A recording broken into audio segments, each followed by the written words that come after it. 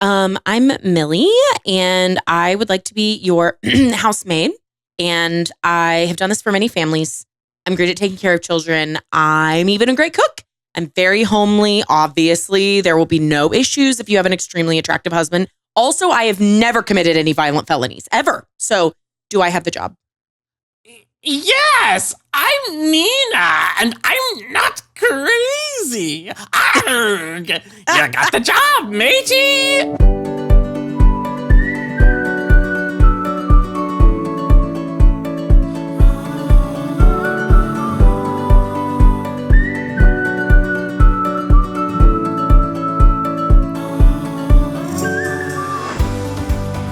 Okay, guys, today we are discussing a truly unhinged work. I think unhinged is probably the most accurate word I can describe. Today, our family of four is talking about The Housemaid, the book by Frida McFadden, and the film that was released in December of 2025.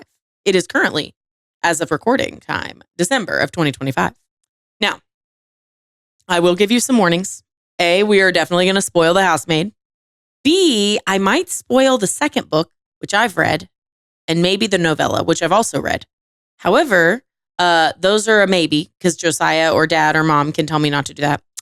Number 3, content warning. Don't let your kids listen to this episode or get literally within 100 feet of this book or the film, because interesting as it might be, it has a lot of elements that are not safe for kids. The movie, a little spicy. The book, quite violent. Honestly, both of them get quite violent. So don't say you haven't been spoiled and warned. And as of today's fun fact, to introduce ourselves, how would you, as a member of this family, murder someone who abused mom or Rebekah? Please be specific. Well, you asked for specificity, so I decided to be specificist. Okay, I'm ready. First, I would give the offending person a cup of tea, and we would sit down to discuss what was going on. I think there's going to be something in the tea. In the tea would be the vecuronium, which would instantly paralyze them. Then they would also discover that I had also given them strychnine. So they won't be discussing it for very long. Oh. So, yeah, that was it. What a man. We also watched Knives Out this week. Nice. This is what I have to say. What a man, what a man, what a man, what a mighty good man. If your man doesn't want to kill somebody that abuses you, you should probably find a new man. I don't know if that's like a hot take, but that's my opinion. I don't know if it's a good opinion, but it's my opinion. It wouldn't be violent, just quiet. So I'm Rebekah, and I think that if somebody hurt mom, like truly abused her, as we see in this interesting work of The Housemaid, I would be the person who would weasel my way into their life and pretend to be crazy and hopefully get them to invite me to spend the night. And I always thought it would be really, really interesting to stab someone in the middle of the night in their bed. See, so probably and that. your mother, I would do that. Your mother thinks it was really weird of me to say before we got married, please don't ever come to bed with a knife. That frightens me, even as a joke. How weird that was my answer then. Yes. And how very weird it was that when my children were up in the middle of the night, they would come and stand beside my bed until I would suddenly awaken and see them staring. With only intentions of being comforted by their father. Yes. No knives in hand, apparently. I'm still alive. Is it far enough away from those occurrences to tell you that about 90% of the time I woke up when they walked in the room? But I didn't want to say anything because I didn't want to scare you. And they scared you. I didn't want to say anything because I didn't want to interact with them. My belief is if you murder someone, I'm talking about this is going to get dark. Whether you plan to murder someone or you're violent enough in your nature to murder someone. So I'm not talking about self-defense and that kind of stuff. then your punishments should be that you are murdered in the way that you murdered your victim. Oh. So, I mean, however they kill us, Reciprocity. they need to be taken out. And Yes, that's how I wrote the question. Someone who killed us. Oops. I just abused. oh, abused. I think I'm more violent than you though. Sorry. Yeah. Mm. No one that ever Well- read your stories as a child would think that. So now Right. you know how I feel about punishment things. But I will just add briefly, I am not a capital punishment advocate because it can't be carried out fairly. If it's going to be carried out, it needs to be carried out across the board, everywhere. That will never happen. So to me, then How do we feel about vigilante justice though? Because I'm more of a fan of that Mm. in this context. For Ooh, legal baby. reasons, this is a joke. I don't actually want to vigilante kill anyone. And if someone abused my mom, my first response would be to call the cops. I just feel like I need to say that, especially if I become any sort of public figure or work at Yeah, a just church. in case anybody looks at the Google search, I Just in did case look you work up at a those drugs. And this is all going to be on the transcript on Wow. the webpage. Right. So you can, All right. for later. Well, you all know me. I'm Josiah. I'm the brother son of this perfect NYC suburb family. Mhm. But Totally nonviolent NYC suburb family. Yes. And I guess I could be funny, but I'd make sure that, my family members are safe. But if you're safe, I feel like I'd have to forgive the person. I wouldn't be able to hurt them in any way. Mm. If you're actively, if it's a matter of self-defense in the moment, you got to grab whatever's near you. Well- Way to make the pastor look bad. Swing it at the judge. You went first, and I Dad, was I like, I loved went your first answer. because before we started recording, I was told we want details, get specific. I know, and I can't help it that Josiah is a disobedient cow. I can't do anything about that. Because the question is, how would you murder? I mean, it's kind of specific that Oh. way. I mean, Gotcha. I answered it. Not how would you respond? Well, if he's not the murdering type, do you want him to lie? well, I could come up with some torture. Do you I think think I'm a violence murdering is- type? I think violence is never the answer. I don't think that Will Smith should have punched, No. slapped Kevin Hart. True. Yes. For I agree. talking about his Right. wife. Kind of not Yeah. even that bad. But, if I were a bad person, I suppose that something like an attic room would be involved. Although I would give them water so that they could Okay. live longer Yeah. to endure Fair. more. On a I like it. just tiny little different note, Josiah started his section there by saying we were this, suburban family. And even though our listeners can't see it, but on our Riverside chat where we can all see each other on video and interact, according to our names, Josiah is actually sailing across in 1492 The to ocean discover blue. America. So I Yes. just wanted to share that with all of you. And It's Yeah. important. my On the Rena, the family- Pinta, and the Santa Marquina. Yes. or Which my is the rest family's of our names. names. Yes. Yes. And then I think that Josiah, started you know. as a pun on Nina Winchester. I It believe did. it Then it Correct. did. became That's all of why- us doing Columbus. Mhm. Yeah. It's because we're all history buffs. Now you know Yes. because I'm a history. Yes. Oh, and And a little unhinged. before we get too far into this, I want to make sure that everyone has a chance to see my new decor piece today. You have to read it backwards. Twisted No, and I can dark see it. thrillers, my like eye. I like that. So that's our prop for today. I just got this actually. It was a gift to myself for Christmas. Hey, Rebekah, Yeah, do you want to hear a plot summary of The Housemaid? I would love nothing more. Yes. In The Housemaid, book and film, ex-con Millie Calloway, Wilhelmina Calloway maybe? Millie Calloway takes a live-in job as a maid and occasional nanny for the Winchester family. They're a glamorous and wealthy trio living in a mansion outside New York City. They seem like the perfect family for about 5 minutes until you realize that the wife and mother, Nina, is a legit psychopath. That's okay, though, because they all are. And that Each jump to their own. describes a big chunk of the movie and the film, the movie and the book. It's Millie is taken in by the husband, stepdad Andrew Winchester's charm and goes as far as to live in the home with him after their affair. Drives Andrew to kick Nina out of the house. Nina's been very mean to Millie this whole time. It's only then we officially discover that Andrew is an abusive lunatic who drove Nina to madness. Or is she even crazy? After locking Nina in the attic to punish her wrongdoings. But locking Millie in the attic reveals that his housemaid/lover is just as violent and vindictive as Andrew is.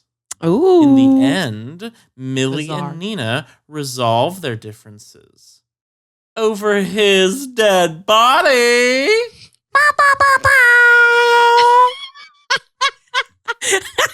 Love the That's good. wholesome reading list. You're welcome. I mean, we all went into this. None of us had read this book. We'd heard some things. I think Rebekah had heard some things about it.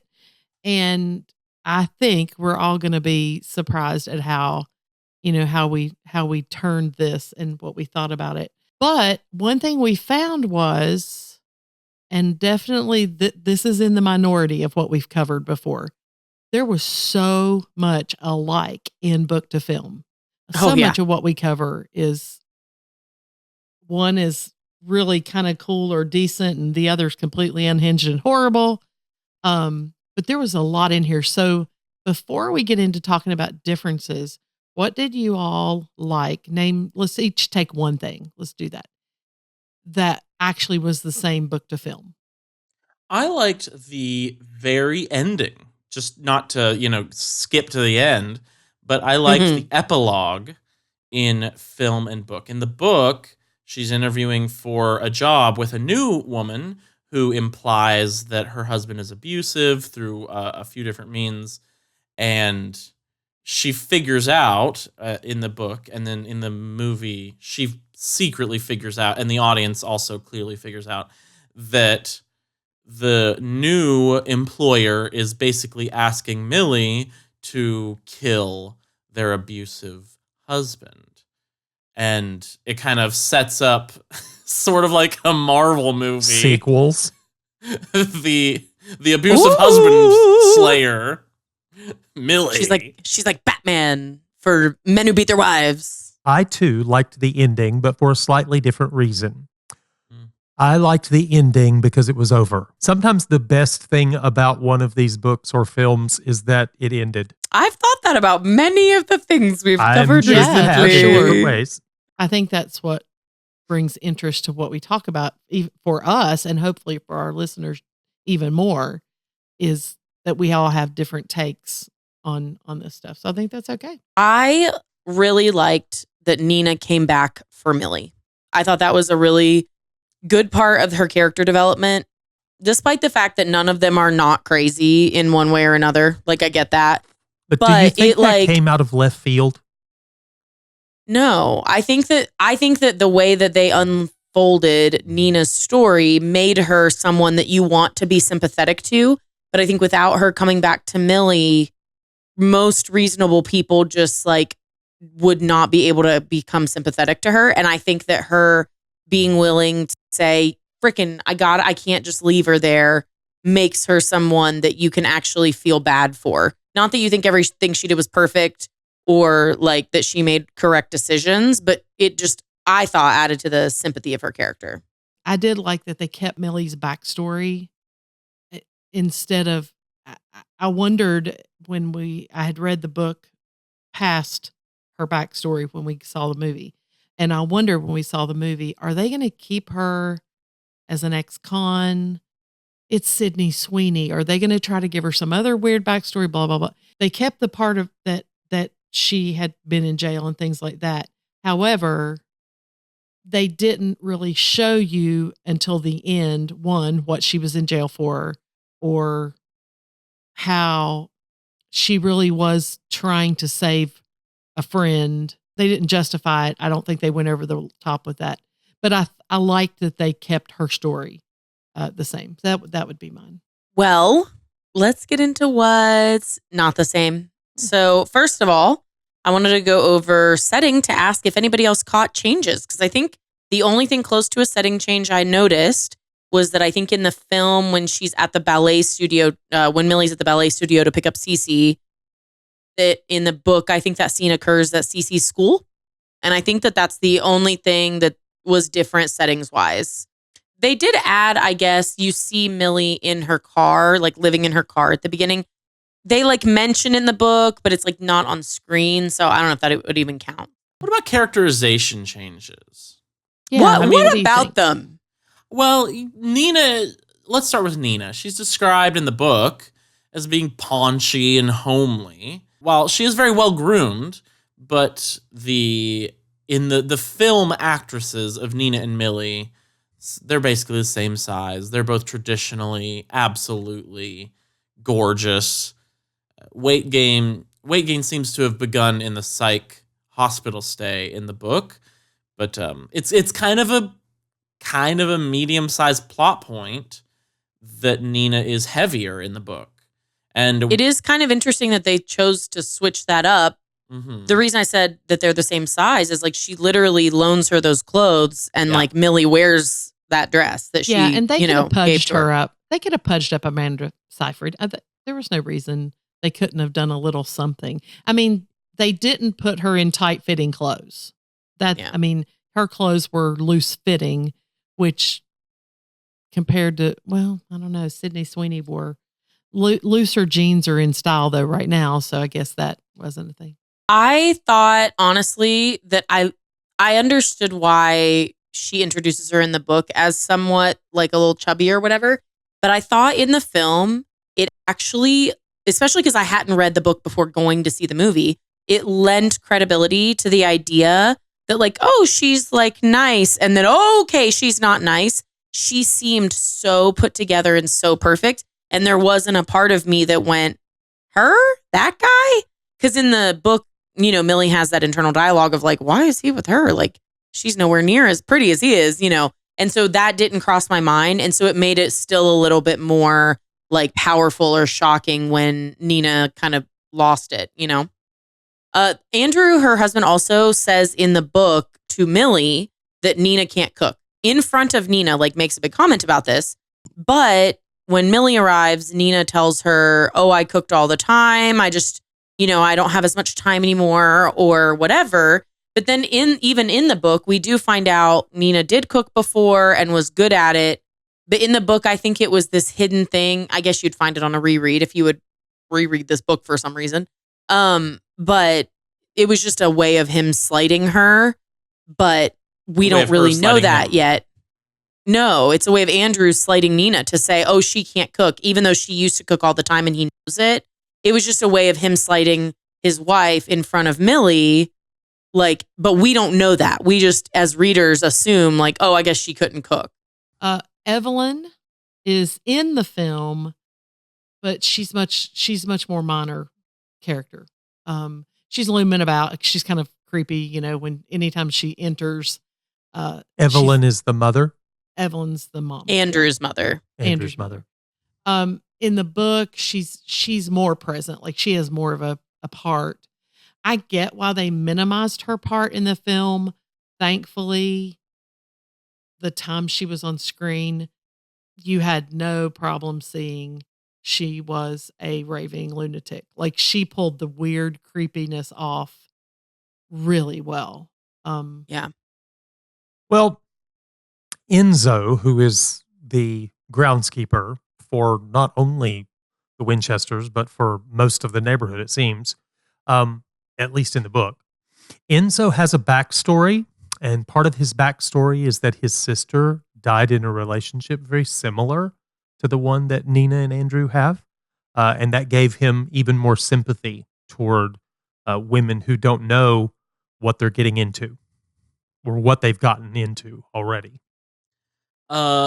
Reading the book, I realized how stupid Enzo is in the movie, how pointless he is.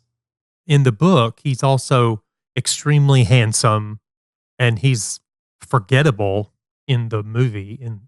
I mean, he was very handsome, but he wasn't remarkably so, I guess. Can we just say it? For better or for worse, I'm not saying it's a bad thing, but the film prioritized girl power, women helping women. Yeah. True. And Enzo was a casualty of that effort. His character was, yes. That makes sense. Enzo was never allowed to save a woman because only women were allowed in the film to save other women. Mm-hmm. And I liked in the book that at the very beginning of her meeting him, she wasn't sure he even understood English. And he tried to stay back and just... And that's the same in the book and he did the same thing in the film, right? It was book and film where he made it last longer. Yeah, but in the book, he used the Italian word for danger, and she had to go look at it on her phone, which reminded you, it told you a little more about her. In the film, he just kept creepily looking at her. True. Which I think they were probably telling themselves they were trying to make him seem like a potentially scary person because the whole point of this is twisty thriller. So yeah, and the focus was definitely on the two women and Andrew. So I get that. I get it. In the book, there's a prologue where, and I read it after I finished the book today. I reread the prologue. As far as I can tell, you do not know from whose perspective the prologue is. You don't know it's from Nina's perspective. But it starts with, the only way I'm getting out of this house is in handcuffs. And there's a dead body upstairs. Yeah. You don't know if it's a male or female. So I think that Enzo is just, in the book, he's a better character in every way. But just on top of everything, he's also an extra red herring for one of the bodies that could be in the attic. Well, the PTA moms, including Suzanne. Oh. Yeah, they're fairly similar book to film. They get a little more screen time in the movie. Or at least I would say every scene they're in the book is in the movie. And it's just not just from Millie's perspective, because it's more the camera is more omniscient.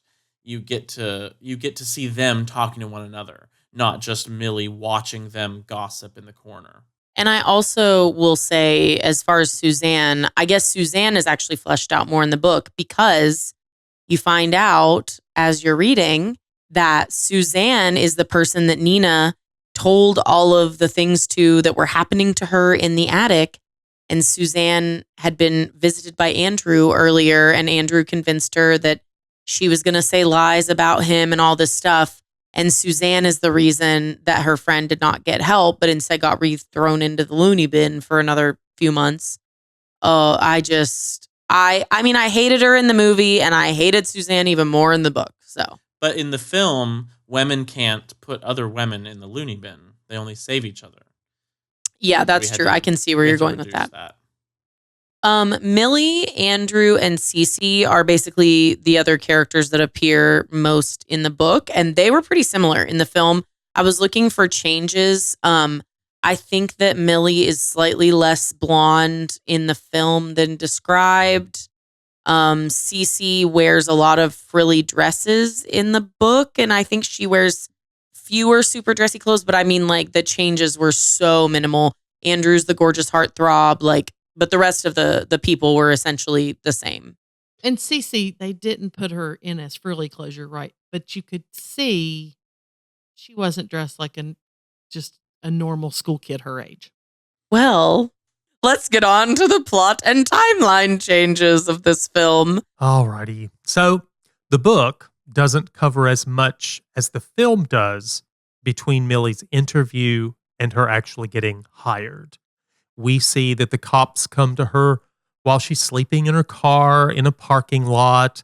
She has a parole appointment. There are a couple of other little snippets that the film adds to her character. I suppose part of it is to make her appear more desperate, because we've talked about that show Don't Tell, and instead of her saying over and over, "Oh, it's terrible, I'm having a terrible time, blah blah blah," they show it. I think that the whole idea of spending more time with Millie in that, but that parole appointment and the cops coming to her in the car in particular, and then her answering the phone about another job that she was interested in, We all also of that in the film was really well done to teach you early on that Millie's a liar. Like, Millie's very comfortable lying, and she's very comfortable coming up with stuff on the spot, and she's very comfortable with all that stuff. And so even before, like, even the parole appointment was like, is this a parole appointment? What is this for?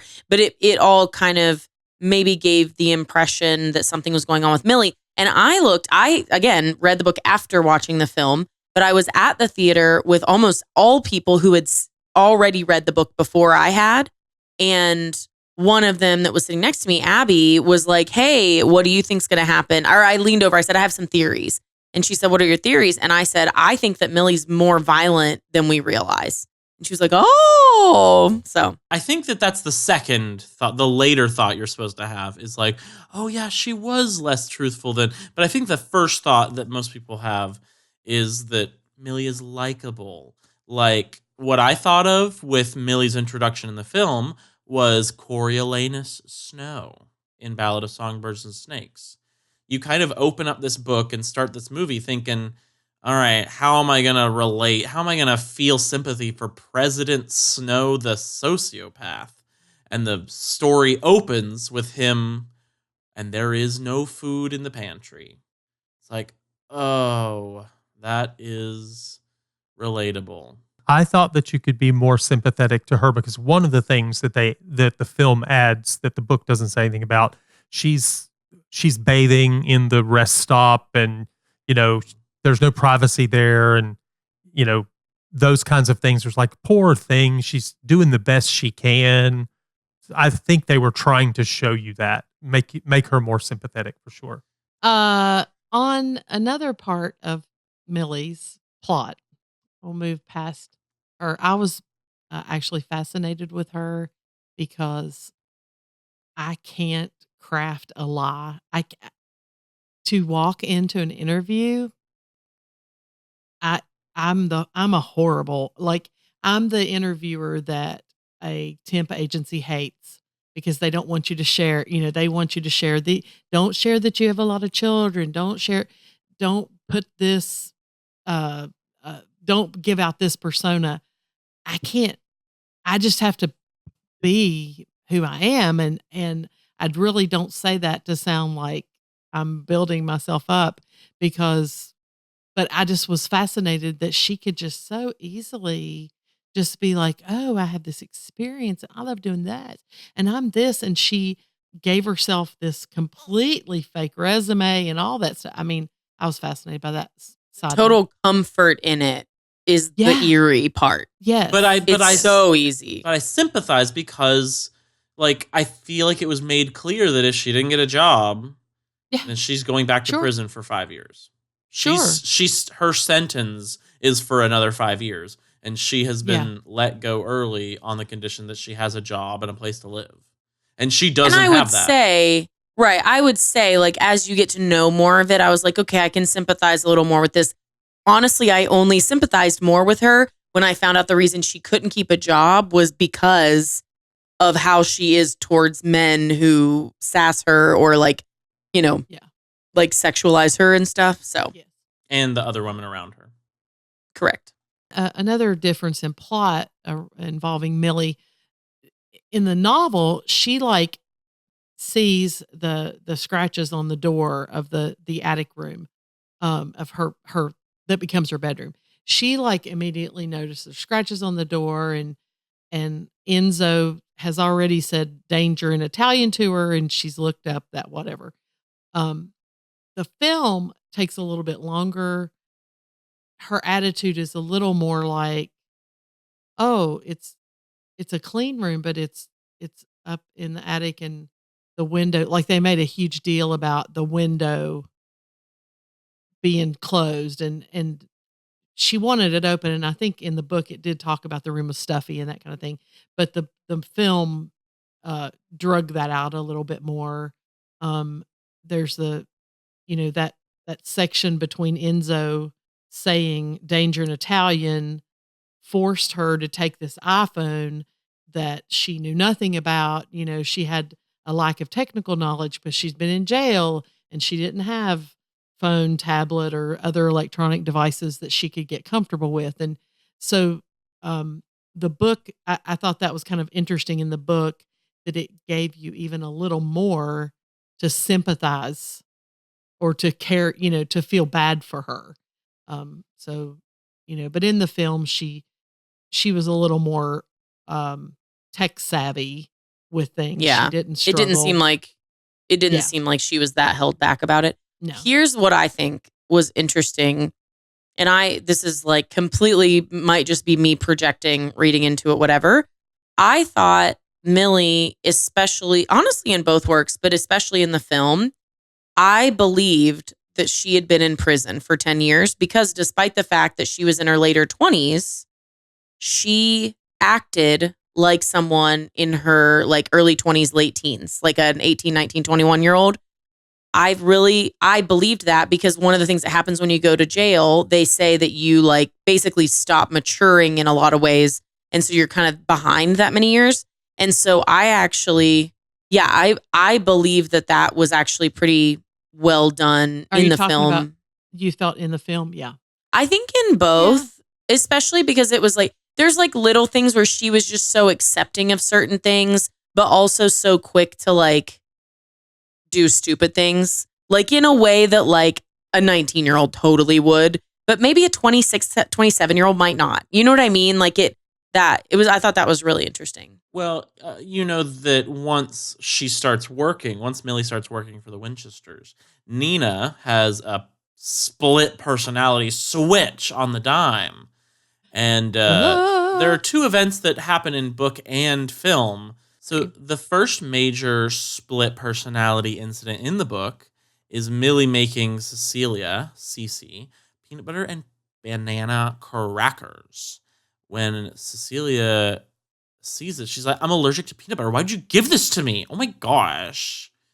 Millie's like, oh, well, she's thinking, why does your family keep peanut butter in the house if it's so deadly an allergy? And Nina comes in and Cece tattles and Nina freaks out. You're going to kill my child when I totally told you, when she didn't tell her about any sort of peanut butter allergy. I thought it was a good mystery in the book because a few chapters later, when Andrew and Millie are getting friendly, he says, oh, she's not allergic to peanut butter. And you think that's the answer to the mystery. Why would we keep peanut butter in the house? Yeah. Exactly. Nina and Cecilia are crazy. You think that's the answer to the mystery. And then later in the book, from Nina's perspective, you learn she is allergic. It's not deadly. She said it was deadly to antagonize Millie. And Andrew actually psychopathically keeps peanut butter in the house as a threat to say, I could kill Cece at any time. And he even adds peanut butter sometimes to their meals. But to make her ill. So that event is only in the book. It's not in the film. In the film, the first split personality moment is Millie misplacing. She didn't really do anything with the PTA speech. Throwing away. Yeah. No, and she didn't actually do it, but yeah. Yeah, but Nina has torn up the house and the kitchen looking for this PTA speech. Much later in the book, when you get Nina's perspective, she's like, I hated like throwing milk on the ground and letting it spill. I hated doing this to Millie because, like, obviously I had my PTA notes on my computer. Who would be so stupid as to put handwritten notes, your only copy, amongst a bunch of garbage in the kitchen? One of those things. Okay, so as the story progresses, one of the very major turning points is that Andrew and Millie end up in New York seeing a musical called Showdown, and they end up in a hotel room together. In the book, I thought this was really interesting. Seeing Showdown in the city was originally Andrew's idea as a gift to his wife. It was not Nina's idea like, Millie, schedule this so that we can like have this romantic time and whatever. I thought that was interesting. She makes it sound later like she had definitely been dropping hints that she wanted to go. And in the book, what she did was give Millie the wrong dates so that Millie would schedule it for a date that Nina was definitely not available, whatever. But I did think that that was an interesting swap. Gave it a little bit more twistiness. Nina was able to inception Andrew. Pretty much, yeah. Make it seem like it was his idea. Oh. Well, Millie propositions Enzo in the book, the handsome groundskeeper. Very handsome. Very handsome. I thought in the film he was forgettable. Whereas their interactions in the film weren't romantic in nature. They were just creepy because he would follow her to the house, stare at her through the glass door, and then just walk away. He was just weird. I liked that in the book, Enzo, it gives him another layer because it's Enzo who turns her down, right? Yes. Enzo turned her down, yes. Yes. Her proposition. So from Enzo's perspective, I think it adds to his character as of like, well, why is he turning her down? I thought that this was a steamy romance novel. Why is the groundskeeper rejecting the main character? And I suppose you're supposed to get that he either sees Millie as a stand-in for his sister Antonia, or he is in love with Nina. Now, neither of those is perfect for what happens later in the book. I'm going to say it's because he was in love with Nina. But from Millie's perspective, I liked that this was her messed up way of trying not to sleep with Andrew. Was to sleep with the groundskeeper. Yeah, trying to relieve the tension that she felt with Andrew. So it felt to me like she was trying to be proactive and not be a homewrecker. And even though she eventually is a homewrecker, she was trying some unorthodox methods to not be. Perhaps it was what Rebekah was talking about. When you're incarcerated, your maturity pretty much stops. There's a lie to the police in the film that is slightly different in the book. So in the film, Nina calls the police and sicks the cops on Millie about stealing Nina's car. After Nina really told her, hey, please use my car to pick up groceries from now on. Because it's embarrassing when you use yours. Yeah. Bleh. And Andrew comes to save her. You know, whether or not he knows that Nina called the cops on her, he probably knows, but I don't think it's ever brought up. In the book, Nina, called to say that Millie was shoplifting groceries. And it was taken care of whenever she showed them the receipt. So it wasn't as major a rigmarole that Andrew had to come down and save her for.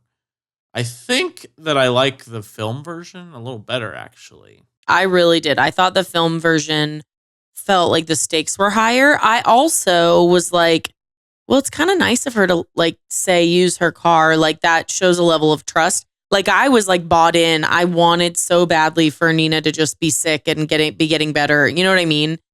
So I thought that this was much better in the film. In the book, it's like kind of confusing and it's a weird lie. Like the police don't actually get involved. Like what?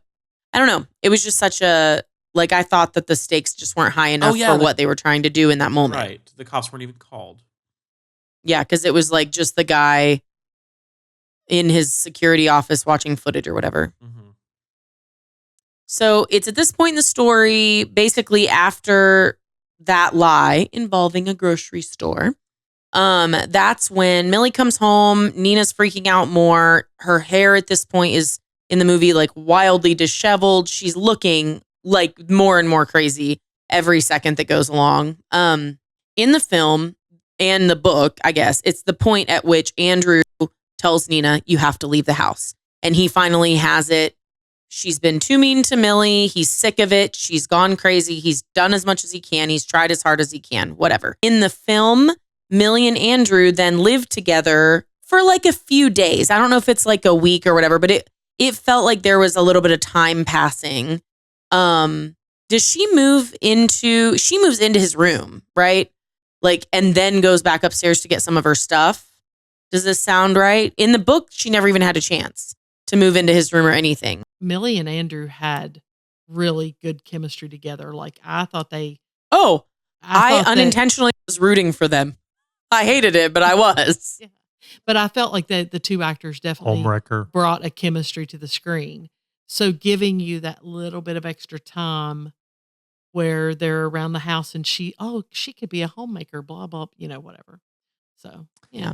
Another change was that in the film, Andrew gave Nina the chance to fix her roots before locking her in the attic for being bad. In the book, Andrew immediately traps her in the room. He's more quickly revealed when you get to Nina's perspective. Yeah. And honestly, seeing his mother in the film, that visual made the scene in the book even more intense or whatever. Like, it kind of helped me. I was partway through the book when we saw the film, and then I finished the book. So anyway. I thought it was, again, I thought that was good in the film and good in the book, that they were not the same. Because I thought in the book, it like helped move things along. It's like, oh no, this is the guy. But again, everything in the film was about that weird tension building and breaking. And like, again, you have this reason to be like, Nina's acting pretty normal. Andrew's acting pretty normal. What's happening? And then like he makes this roots comment. And then it's like, yeah, but is something gonna, and it finally is like, oh my gosh, he's the crazy one, Yeah. Book Nina believes she was delusional and actually like contrived the attic experience in her mind. She believed that she tried to kill Cece, and she doesn't realize her reality until after he locks her in the room again for leaving the lights off. So I thought that was interesting. But Film Nina knew what happened, but chose to bide her time and kind of plot against Andrew. And Andrew just pointed out that she was the established crazy one the next time she wanted to disobey. It felt so dark in the book when I read that she literally in the psych hospital, that she actually believed like, I tried to kill my daughter. I thought my husband was trying to hurt me. And how could I think, like, man, that was so eerie. Another thing, Enzo is far more involved in Nina's plotting in the book. This is a big thing for me. It's hinted in the film that he was helpful to her in vague ways. It's more implied versus on screen. But in the book, Enzo and Nina actually sleep together the night that Nina gets Andrew to kick her out. Mm-hmm. And so that's kind of a moment where Nina, first of all, Nina always thought that Enzo thought of her more as a sister. But she's not uncomfortable because she feels like she didn't know she could feel intimate desire for a man again, because she just hadn't for so long. She was going through the motions in her marital duties with Andrew. So it was a pleasant surprise to her that she suddenly did feel something for Enzo. Now, I loved the moment in the book much, much better than the film when Enzo was the one. Twice,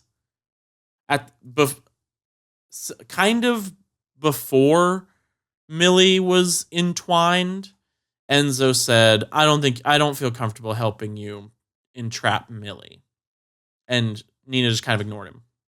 And then after she's kicked out and they sleep together, Enzo says, you have to go back. I'm going back to save Millie if you don't.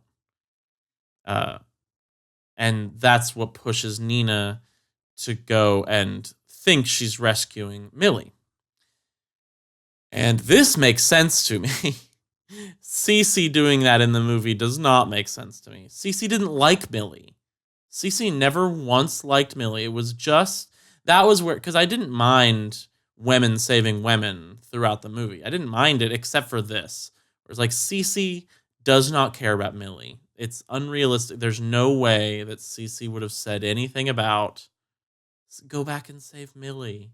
That was I think that's a fair She told Millie, you don't assumption. have to like me. It's not part of your job. Yeah. Because stupid. she was trying to build a relationship with her and Cece didn't want it. Yeah. Which is tough because, like, I think I understand what they were trying to do in the film. And maybe it was all just like women saving women, girl power, whatever. But I don't know. I think that trying to develop Cece and trying to develop Enzo probably felt like a lot. And you wanted the audience maybe to feel so bad for Cece because she's been in the middle of all of it that they were like, if we have to like make someone more relatable, let's try to make the kid the one that you care about. You know what I mean? So maybe they were trying to like redeem her and make her look a little less hateful or crazy or whatever. I don't know. I'm just kind of reading into it. I felt like that was awkward, came out of left field. She didn't like Millie. It didn't make any sense that she was unselfish in saying you have to go back and get her. Yeah, but remember, it's at this point, at least in the film, that Cece for the very first time is made aware of all of the horrible things Dad was doing to her. Even in the book, like she knew that her mom would disappear a lot, but in the film, Cece never saw Dad hit mom, hurt mom, abuse mom, any of those kinds of things. She just knew that, like, you know, like dessert is a privilege and whatever is a privilege, and like she knew things weren't right and like things weren't okay. But I don't know. I just think it maybe was a choice to try and like show, like, now that she knows this, like, oh, now she's going to try to fix it. You know, she's going to redeem it. Just a thought. So at the point when Millie is put in the attic room, the rest of the movie from there is different in detail and the same in outcome. So detail-wise, she's locked in the room. Millie is given a task of putting 3 heavy books on her stomach and letting them lay there for 3 hours because she left 3 of Andrew's books out in the living room. In the film, what actually happened is there's this little side thing where his mother Evelyn had come over to show him some of her very precious, priceless china. And she is startled by Enzo actually staring at her through the door, drops the plate, and then does not wash the broken pieces, which I guess the not washing the broken pieces seemed to be more what he was bothered by, if I'm remembering. He said to her, I've got a guy that can fix it and you'll never know that it was broken. So don't worry about it being broken. But then he comes back to her and says, and you didn't wash the pieces. That's the problem. Okay. And so this was extreme. Yes. Here, I'll give you my thoughts, but I really want to hear yours because I know you and I are not the same in terms of preference for thrillers. I thought it was at this point that the book was a little bit lame in what it was trying to do. Because, like, even I was sitting there thinking, and I'm like, 3 heavy books on my stomach for 3 hours. Like, I actually kind of want to try it because I'm like, that doesn't feel torturous. Maybe it's because I'm a chubster and my fat would protect me from it being super painful.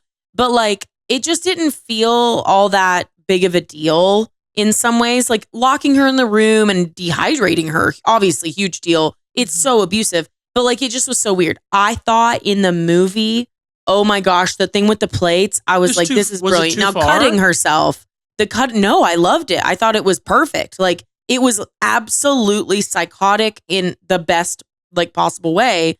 Cause it like goes from 0 to 180. And all of a sudden it's like, oh my gosh, he's going to make her hurt. Now, having to cut herself so many times or whatever 20. did feel like weirdly excessive. Yeah.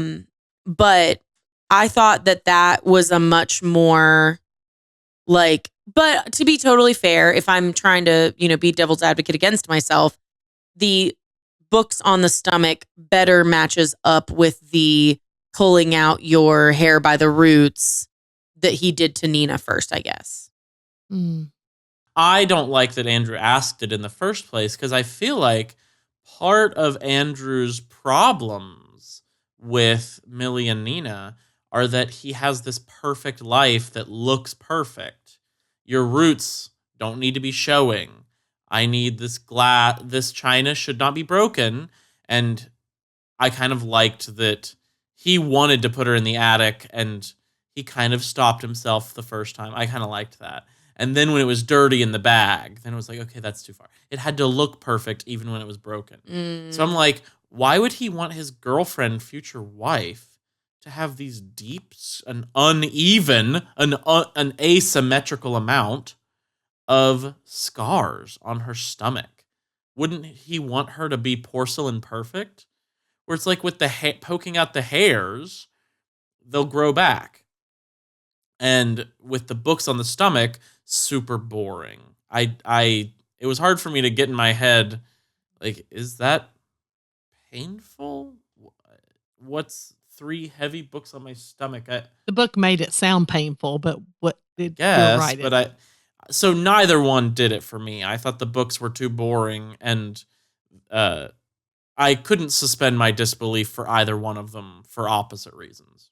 I thought that it was too far, and I agree with Josiah.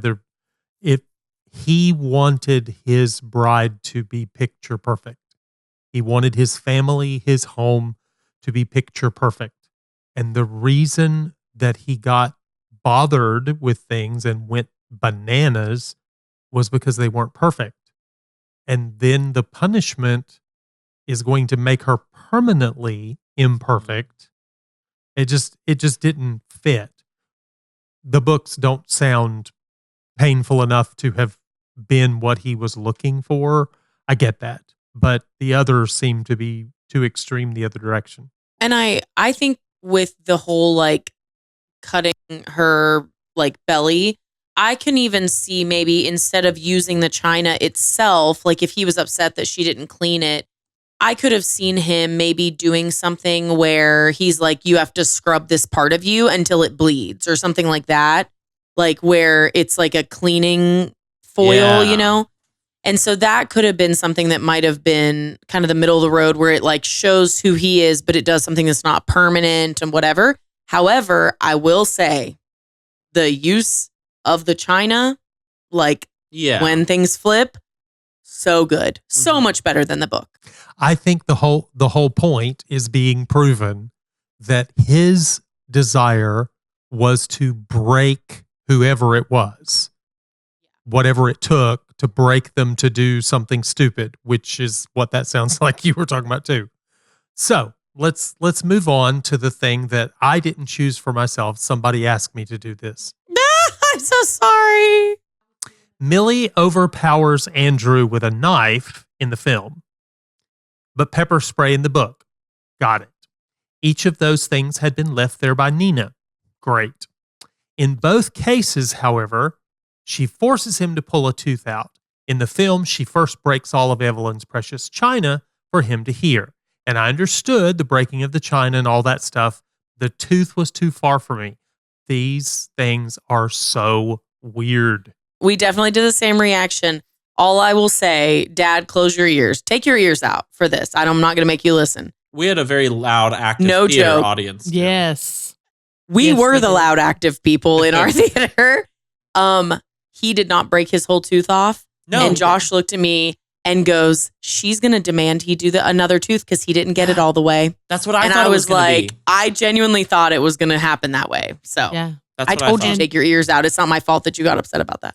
I think this is the moment where the tooth is where I think you get to see Millie is insane.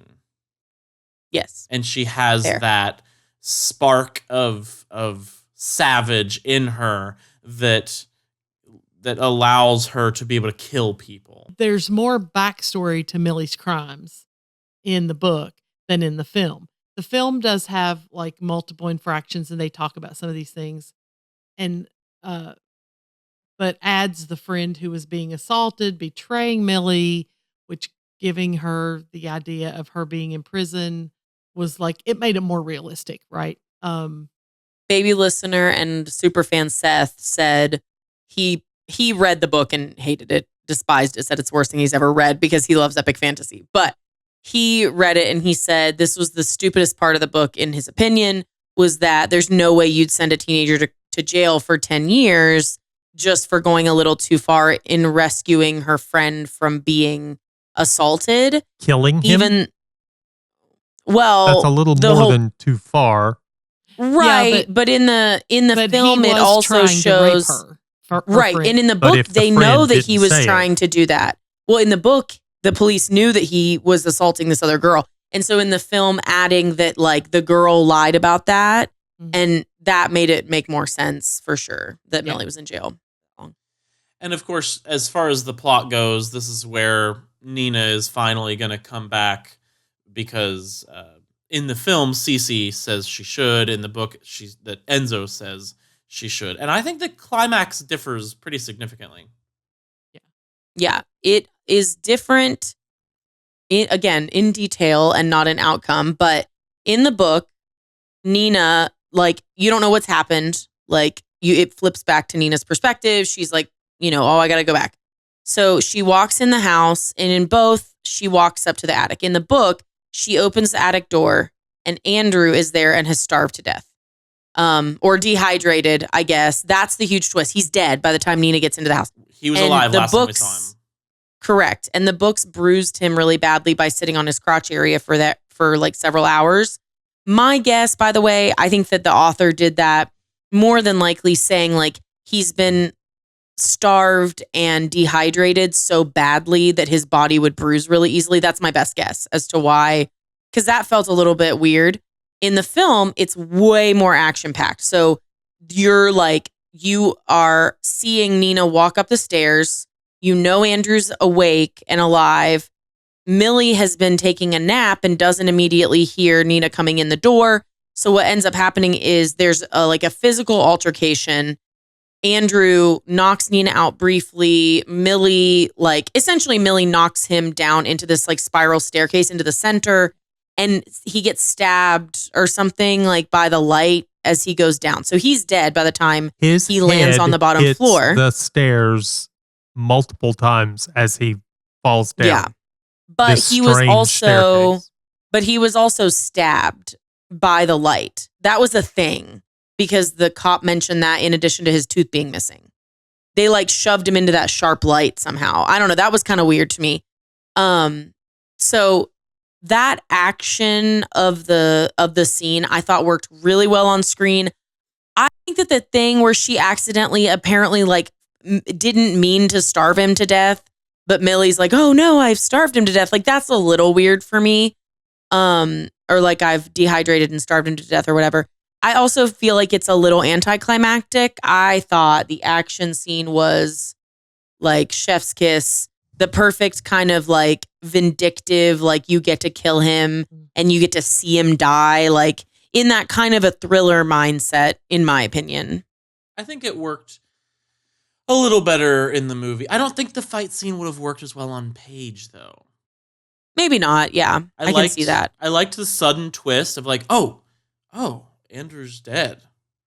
I think that it works a little more that Nina knew she couldn't kill a person. And then, like, because in the movie, she contributes to killing him, even though Millie's the one who deals the final push. In the books, it maintains that Nina doesn't have the capacity to kill someone, even an evil psychopath. The movie, I liked the fight scene, basically, but I was surprised that there wasn't as much teaming up. The girls teaming up. It was kind of like, okay, he's fighting against Nina. Now he's fighting against Millie. Now Nina was weak. Nina got knocked out. Nina wasn't able in any way to really defend herself. She was only there to be like the weak person, but ex-con Millie was the BA one. You know what I mean? Like she was the one that could take him. I think it wasn't intentional that they weren't teaming up. I think it was like Nina was supposed to look like soft and weak. Rebekah, but you're saying that this is a better added fight scene than Harry and Voldemort flying through the air. I am saying that. I really think that's true. It did like a lot. work. I agree. I would agree with that. So as the climax kind of wraps up, before we get to that epilogue section, Millie is basically like terrified, like, I'm going to go back to jail. Nina tells her to leave. You need to protect yourself. I'll tell them you weren't here all week. And then in both cases, a different family member, but it's same situation. In the film, There's it's a family woman member. saving her. True. There's a family member of Kathleen's who is Andrew's ex-fiance that we've heard about a couple times. We've never met her. You know, she's We never only been know on about screen her or because anything. of the dollhouse that Yes. Cece plays with. That used to belong to her. Right. And in the book, she's mentioned multiple times. Like in the book, she's a little more mentioned. And at one point you find out Nina had tried to find her when she began being abused. She tried to find her to figure out if this had happened to her as well. Anyway, this family member who's her, he's Kathleen's father in the book, and in the film, it's her sister. But they are a police officer and basically are like, it's kind of weird. Like the broken tooth doesn't make sense, or this is weird, or da da da da da. And then they just look at Nina and say, my daughter, interestingly, my sister, my daughter, they dated this Andrew and wouldn't talk about what it was like, but they were never the same when she got home, And so in both cases, they basically say, we are not going to prosecute the fact that this looks like a murder because we know from personal experience that this Andrew guy was a real, real bad dude. So, which is emotionally satisfying in one respect, but totally unrealistic. I thought it was very emotionally satisfying. I didn't think it was any more unrealistic than a lot of the rest of the film. So, well, the question of the missing tooth being unusual, the way that he dies in the book, because in the film, he hits every step as he's going down. I wonder if he could break a tooth. Well, yes, as a matter of fact, he could. But in the film, it was also a weird thing that he was stabbed in the neck, where Millie stabbed him.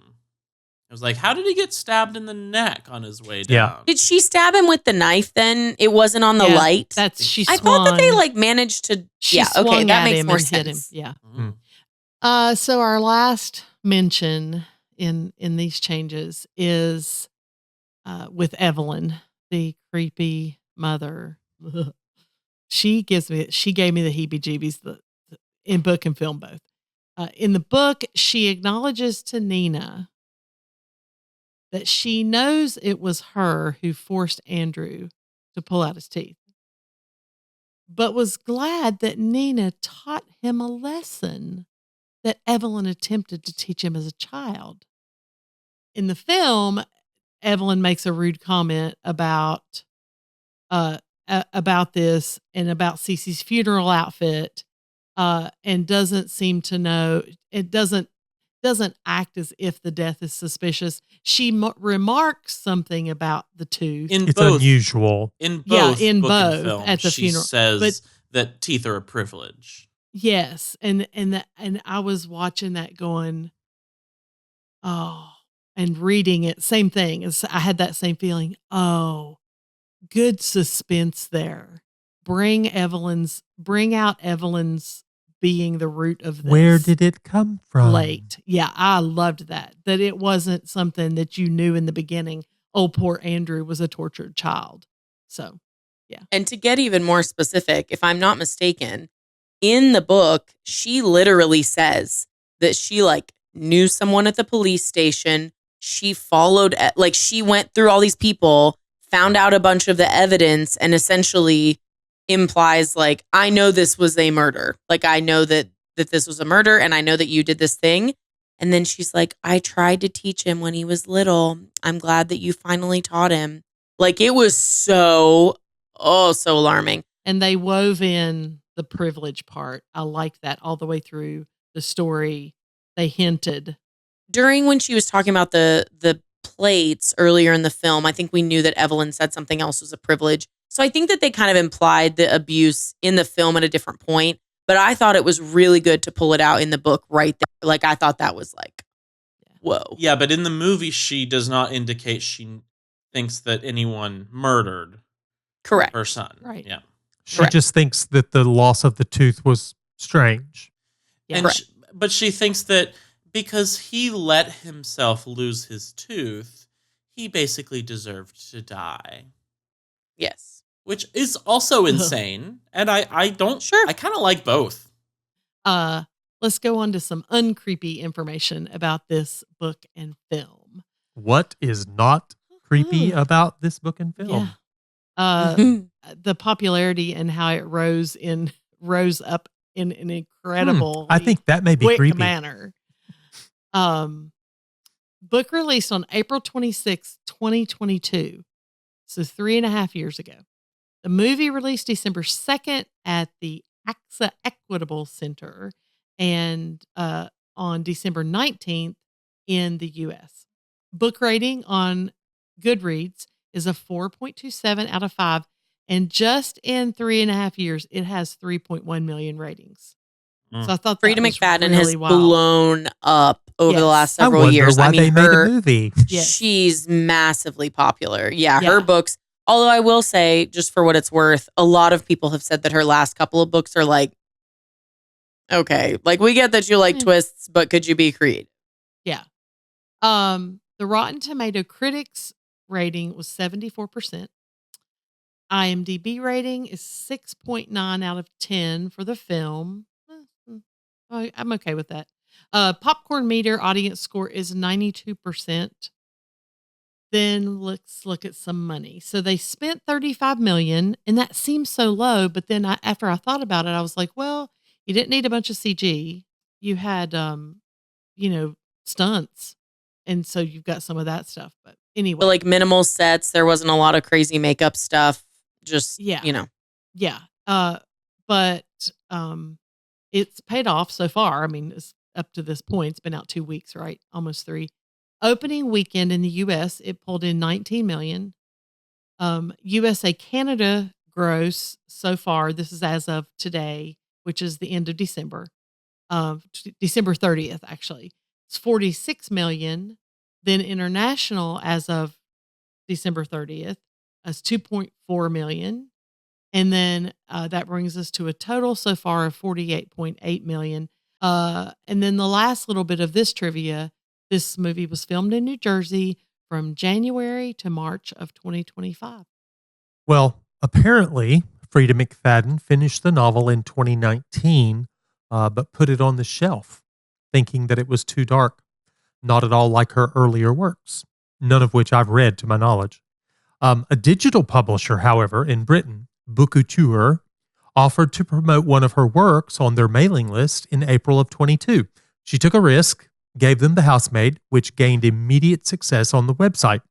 Later the same year, she signed with an agent and joined up with Grand Central Publishing, who put the novel out in paperback in August of 2022. You know, Frida McFadden, she is not actually Frida McFadden. That's a pseudonym. Real name? Frederica Esposito. Before she found her love for writing. Esposito was, and still is, a physician focusing on brain injuries. She is a brain surgeon? She's a brain surgeon. Federica Esposito. I was Wow. done. And so her previous books are medical mysteries, like whether they're all about murder or whatever, but a lot of them focus on medical issues and mysteries around I could them. probably read those more easily. Yeah, honestly, you probably could, because the part that you read, the part that you were saying there about she was concerned because she thought it was too dark. Apparently, her earlier works are more tame and a little different. This is the first of 3 novels in this series. The Housemaid is first, published in 2022. The Housemaid's Secret was published in February of 2023. And The Housemaid is Watching hit shelves in June 2024. And then in June 2025, she published The Housemaid's Wedding, a short story, which is like 80 pages long, to fill readers in on the time between books 2 and 3. So, spoiler time, if everybody's okay with it. I have read the second book, The Housemaid is Watching, and I have read The Housemaid's Wedding. And so would you like to know any just little highlights of those? I won't give crazy. Same I mean, some of them are housemaid? major spoilers.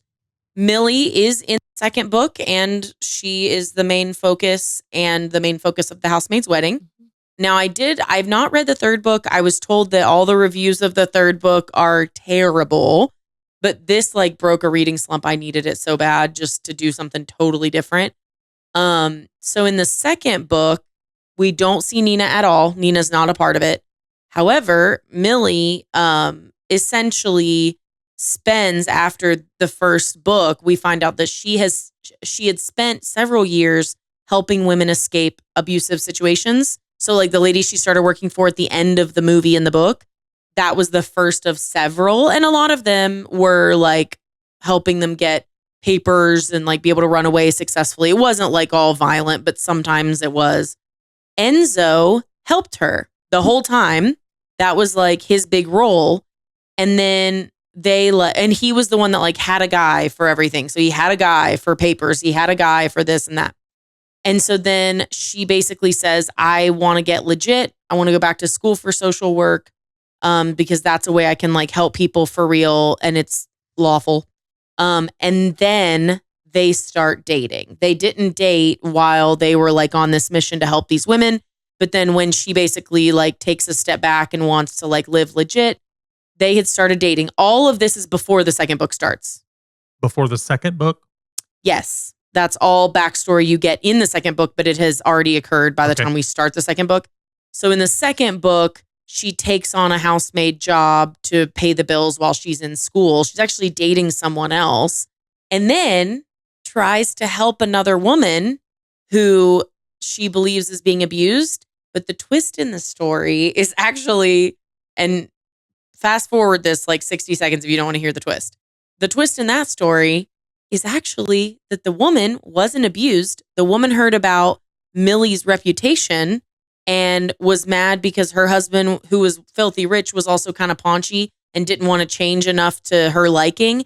And so she basically like faked her own abuse with her lover and all this stuff and then framed Millie for murdering her husband. Like it was like the opposite direction. But in the middle of that, Enzo does come back. They end up back together. And then the third one, the housemaid's, or in sequential order, the housemaid's wedding is when they get married.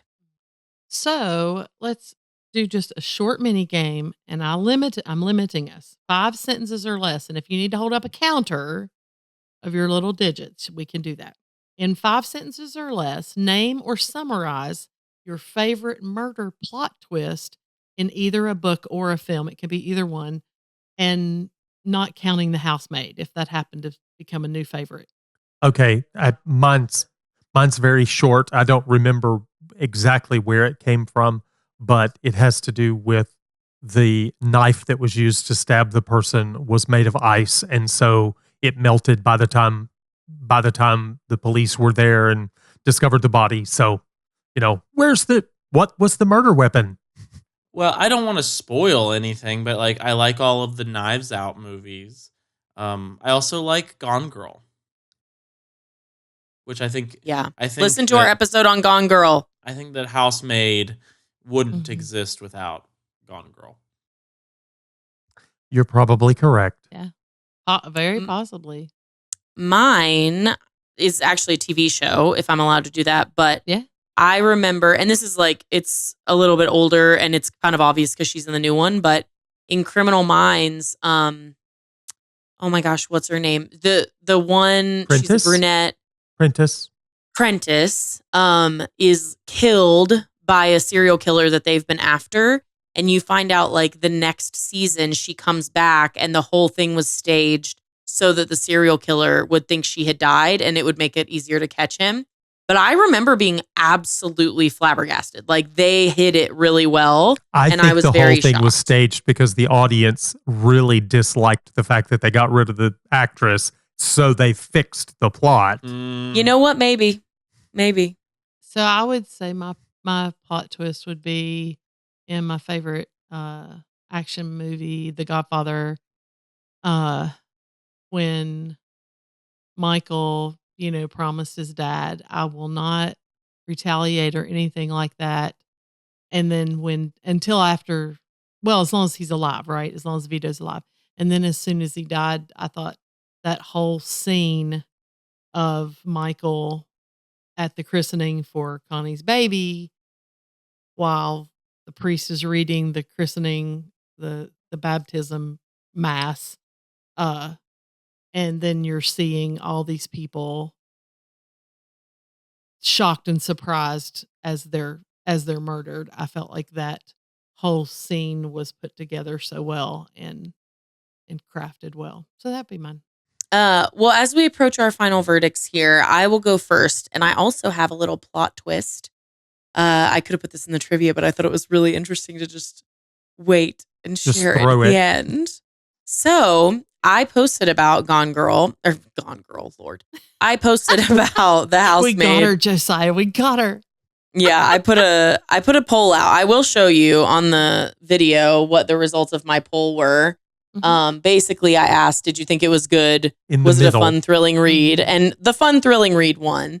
The first one says utter trash because Seth said that's what it was, and I disagreed. But I got a response from someone that follows me on Instagram, and she said a way less enjoyable ripoff of The Last Mrs. Parrish by Liv Constantine. And I said, I've never heard of that. She said, yeah, if you Google Rita McFadden controversy, it'll pop right up. I believe there's a couple others she's ripped off too. Oh. So apparently there's also now some like sketchy, who knows if this was even her original story, which is hard because like coming up with an original story. How can you really tell an original story? I mean, an original story. I didn't look it up, to be super specific, but I will say, like I said, this book broke me out of a reading slump. I've struggled with several of the last books that we've read for the podcast. And I don't know why. They're books I would normally like, but my reading habits this year have just been like all over the place. And I was in a slump. I don't know. I read The Will of the Many, and even reading the sequel later in the year didn't totally break me out of it. The Will of the Many was like, left me in a book hangover is what they call it. It's like you end and you're like, nothing can top that. How do I move forward? And so this broke me out of that, which is hilarious because, it's not the most well-written prose. It's not particularly mature in terms of like the way it's written, which I will say, Seth, I know you're listening to this. It sounds like my internal dialogue. I don't want to write as an author. I don't want to write my internal dialogue. But in that, like in the reading of this book, I was able to connect with it really well because it just felt like reading the way that I think in my head, you know what I mean? Which is not well-written prose. I loved it. I'm leaning more into Josiah's theory that the watching of a film before you read the book might be the way to go in order to like them both like more. I thought that there were choices they made for the book that made more sense in the film, but vice versa, I think was also true. I think in general, like, I see why they made a lot of the changes, and I wouldn't say there were many changes that really bothered me, honestly. I actually would say the film was better, though. I would give for me, I would buy this film. I loved it. 9.5, like, out of 10. I thought it was wild and shocking, and I wish it wasn't so sexual. Like you said, it's like I appreciated that the book really wasn't smutty at all, and so it was like annoying that there was like a scene, Seth was at the movie with us and Josh was at the movie, and Seth is looking at his wife and Josh is looking at me during, trying to be respectful and honoring like during all of that crap. But in general, like I thought the twists were good. I thought it's the kind of thing where I buy into everybody's terrible, So I thought that was all really interesting. I would say the book was, yeah, Okay. apparently. You buy terrible people? Is that what you just said? Yes, I purchased them. Okay. Wow. So anyway, yeah, I would say the book was a 9 out of 10 for me. Like I couldn't put it down, and I've started a lot of series in the last few years and not gone immediately to the second book. Dungeon Crawler Carl was an exception in that. But like I literally finished this book on Monday morning and we went out and did stuff. Monday night, we got, what's today? I finished it Tuesday. Sunday morning. I was Sorry. about to say it's You finished it Tuesday. Sunday I morning. finished it Sunday morning, texted you guys it was done, whenever that was. Came back Sunday night and I was like, I need the next one. And so I started the sequel and I finished it Monday morning at like 9 a.m. Like I stayed up and then woke up in the morning and just read it.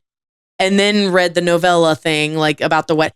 And I don't do that. Like I just don't. And so I don't know what it was. I think I just needed something that was like an easy read, like prose wise was an easy read and was just kind of dark and twisty and weird. And it was great. So I'm so glad we ended up doing it.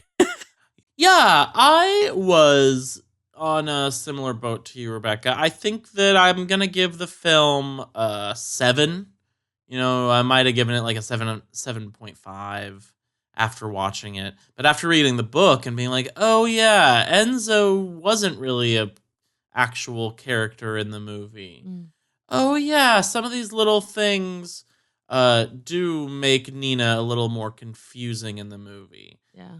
I think oh yeah, the movie had a lot of unnecessary smut in it and explicit gore in it. And so for those reasons I'm going to give the film a 7 because it was still exciting and pretty good. I liked the show Don't Tell of women saving women. It's a little girl power, but I think it was done very well. And I thought the film was very pretty to look at with the dollhouse aesthetic and the clean white vibe to a lot of it. I think that the acting was pretty good, but there were things that I didn't quite buy. I didn't buy Cece in either film or book, but Nina was a little bit confused to me in the film.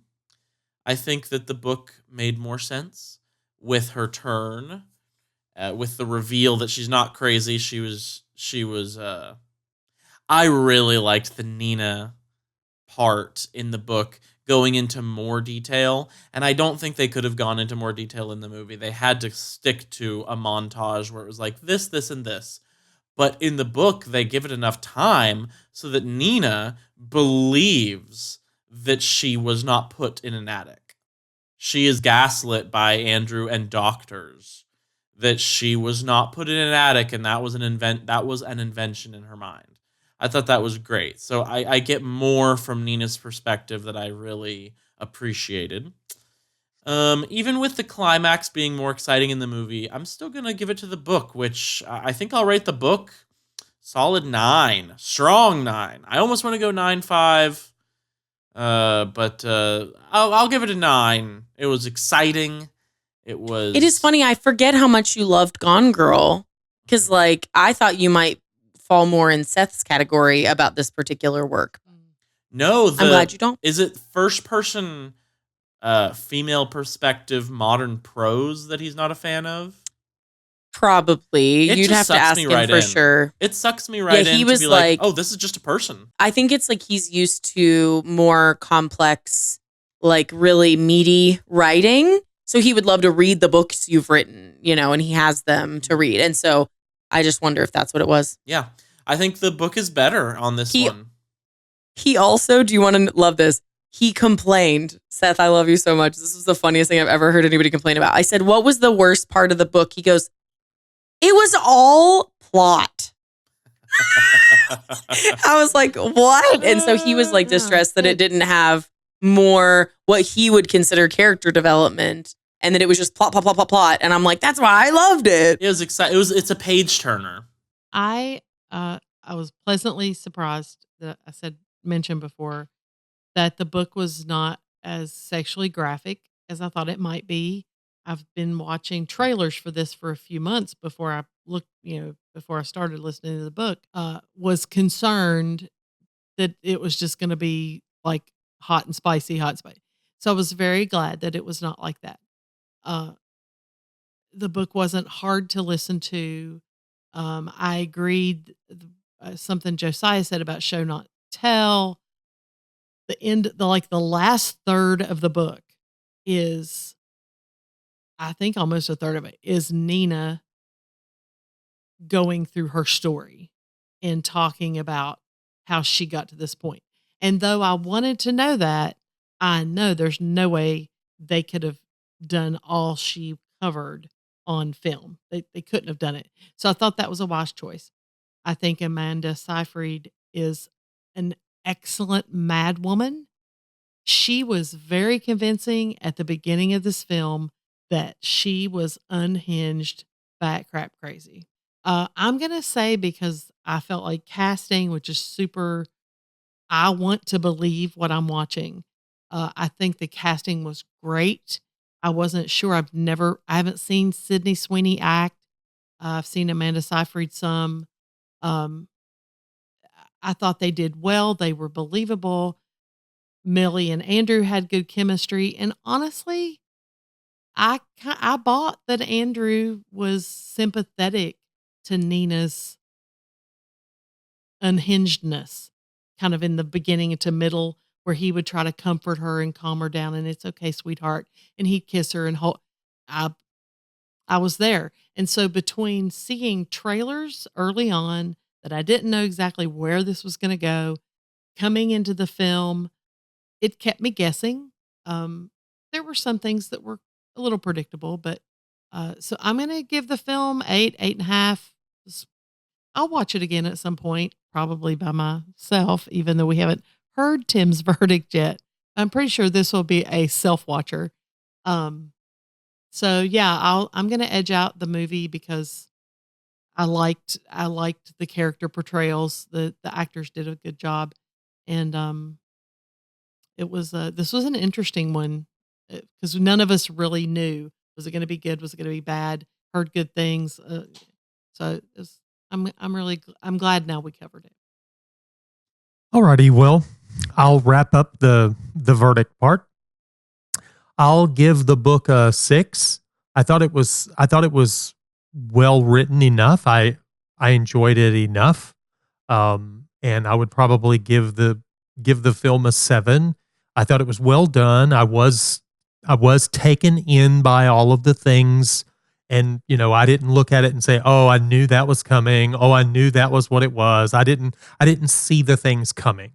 I bought that Nina was crazy, and I thought, okay, well, Millie's gonna fall in love with Andrew, and yeah, that's probably gonna happen. But I didn't know that he was a psychotic, crazy man.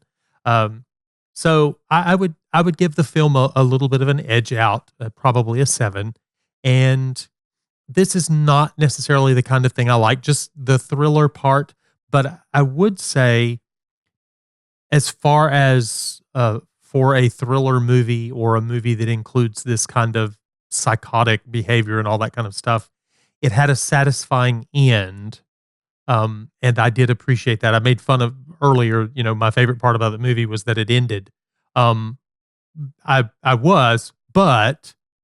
it was a satisfying ending. It would have been terrible if, you would have found out, oh, Andrew was the bad guy and Nina drove off a cliff, and oh no, I appreciated the ending. It was, you get what you deserve, at least him. The fact that everybody else in the cast was psychotic to some degree, was a little bit difficult. But not my favorite kind of book, but it was better than it was bad. Baby listeners, I need you to know that I did offer him the opportunity to lay out on this episode. I'm just saying, I offered it. I don't ever want to be apart from you if we don't have to. But I did offer, just in case you were going to be tortured by this. I encouraged them to do The Godfather while I was out of the country. So yes, I figured I would stay for this one. Well, thank you so much for listening. We appreciate it, as always. There's a few ways that you can connect with us and help us out if you had a good time on this podcast episode. 5-star ratings and reviews mean the world, especially written reviews. It's so nice to read them amongst us.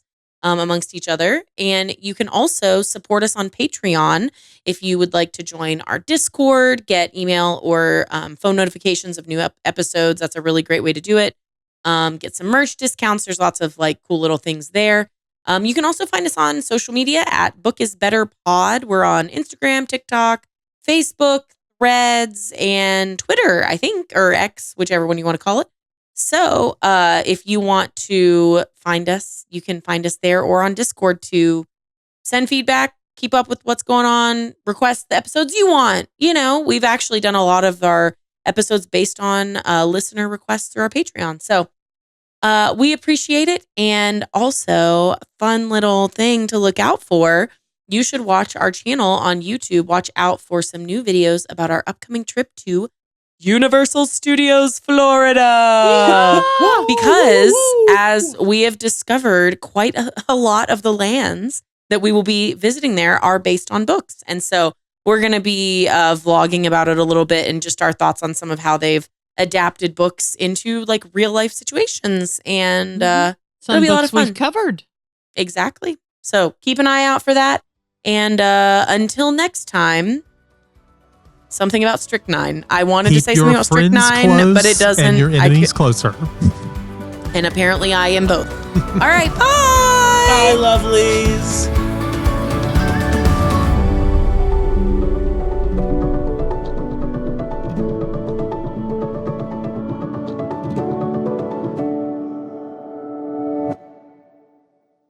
I guess in desperation to get out of the room, I would do it, but maybe I would ask him if I could try to make the 21 cuts in the shape of a stick cow. I mean, if I'm going to have cuts on my stomach, right? Very interesting.